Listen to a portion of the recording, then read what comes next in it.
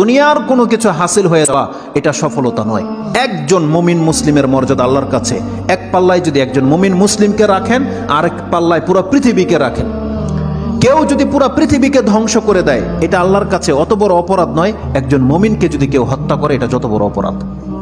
তাহলে একটা মানুষ তাওহীদের উপরে যারা আছে তাদের মান মর্যাদা এত, আল্লাহ বলছেন অতএব তারা যেন দুনিয়ার জন্য নয়, বরং তারা ওই পরকালে জাহান্নাম থেকে মুক্ত হয়ে যাওয়ার সেই রাস্তা যেন তারা অবলম্বন করে। কারণ সেই দিন যাকে জাহান্নাম থেকে শুধু বাঁচানো নয়, দূরে রাখা হবে।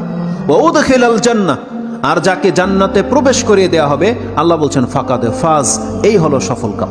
কারণ জান্নাত এমন একটা জায়গা, এটা হচ্ছে চির সুখের জায়গা। একবার শুধু কোনো ব্যক্তিকে জান্নাতে ঢুকিয়ে দিলে জীবনের যত পেরেশানি আছে সব দূর হয়ে যাবে, সব দূর হয়ে যাবে।